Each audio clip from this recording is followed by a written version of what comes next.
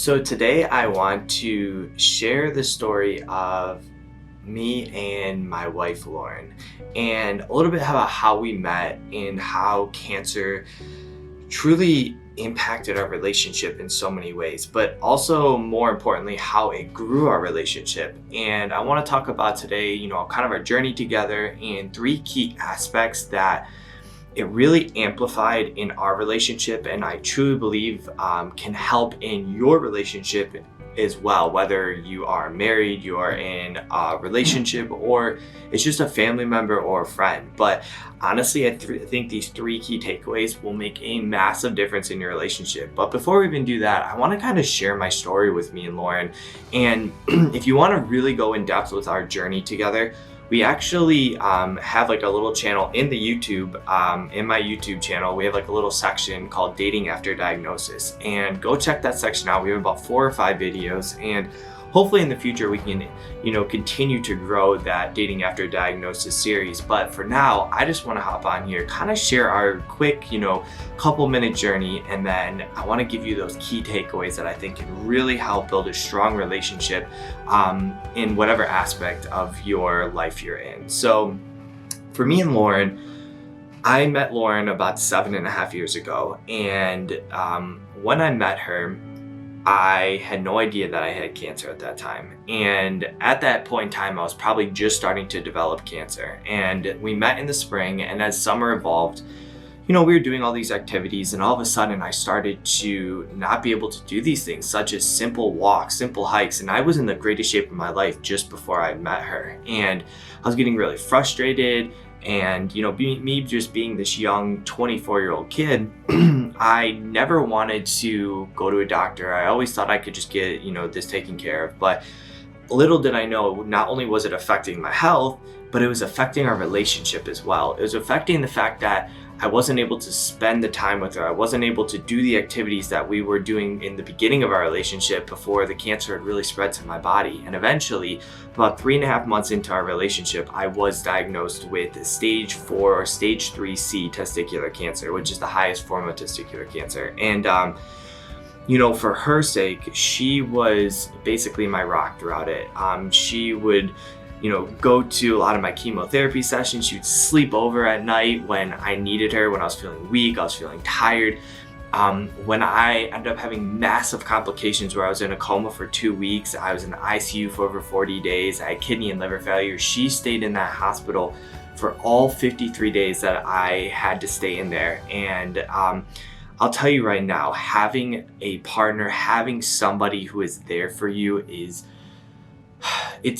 it's impossible to explain unless you're going through a hard time. And you don't have to go through what I went through, of course, but going through that hard time and having her there with me, I'm not saying I wouldn't be here today, but I'm saying the process would be so much more challenging. And mentally, it made me stronger. Physically, it somehow made me stronger. And it also grew ourselves in a relationship. We went from this 3-month, kind of getting to know each other, to this crazy journey over the next year of just like battling ups and downs of life and death experiences. And, it really grew our test of, are we compatible? But not even just compatible, but, the fact that you never left my side went to go to show that how strong of a relationship we were able to grow into. And over the years, as I was continuing to heal, she would help me with my physical therapy. She would help me regain my strength. And then she also was one of my greatest supports when it came to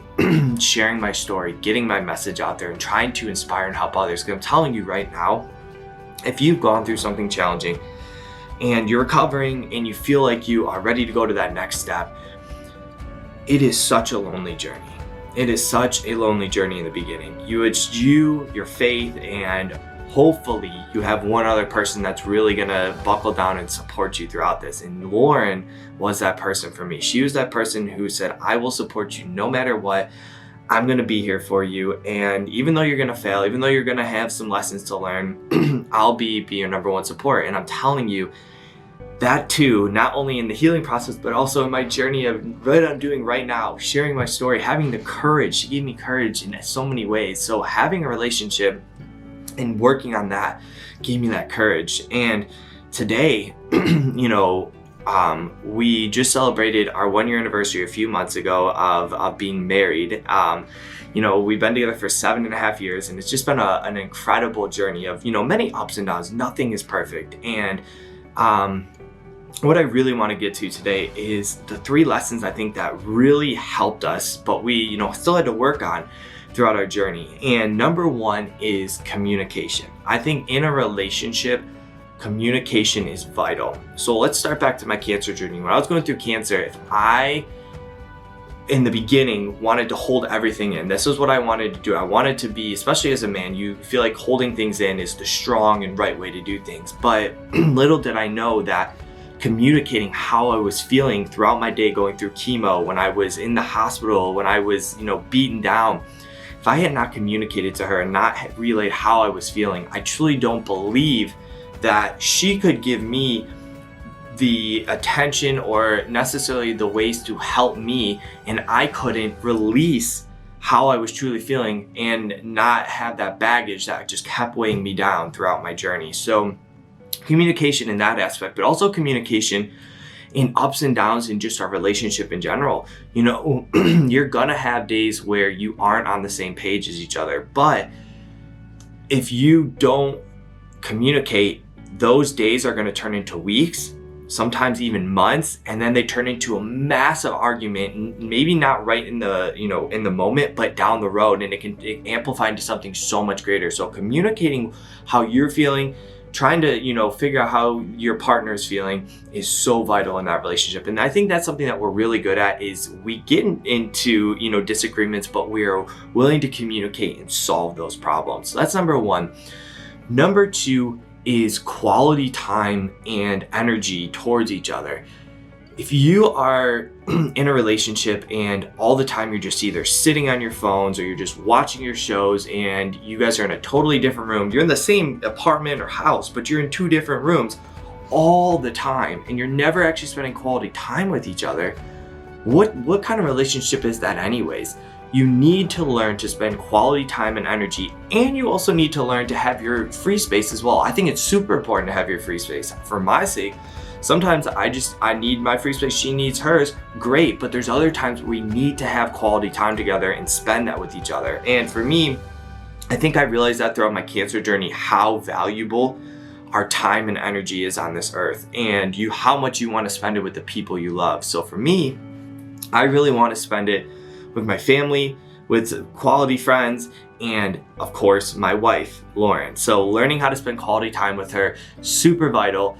And it just amplifies the relationship into something so much better. And then lastly is learning to support and listen to one another. I think they kind of go in together. So listening to your partner instead of always trying to, so for a male, we are problem solvers most of the time, and women can be very emotionally driven. And for women, they like to kind of express what they're going through, but don't always want the answers. This is something I've learned. And for me, my way of supporting her is by listening to what she has to say, and maybe just being there to support her. Sometimes she wants the answers, but sometimes it's just listening. So what I would tell you in a relationship is listen first before trying to solve all of the problems. So for us men especially, sometimes we just need to listen and then just be there to support our significant other, or sometimes it might be a family member, a friend, whoever the relationship is that you are in right now. So those 3 things: communication,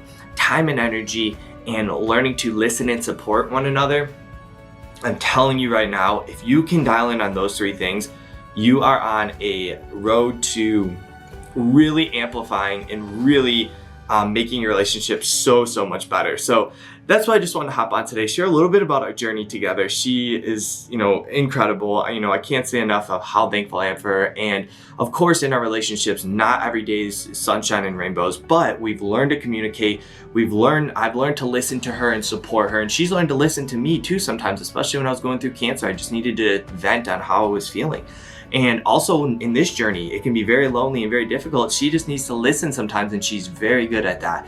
And then spending quality time together, doing activities together, and making sure that our relationship is in a positive note. So I hope this helps you guys. If you're in a relationship right now, try these 3 things. Even just starting with 1 or 2 of them will make a huge difference. And with that being said, stay tuned. Hopefully we can do more dating after diagnosis, but if we don't, just stay tuned because I'll be posting a ton more videos, just sharing everything I can, whether it's relationship, cancer related, health and fitness related, you name it. I'm here to help you guys, and we'll talk soon.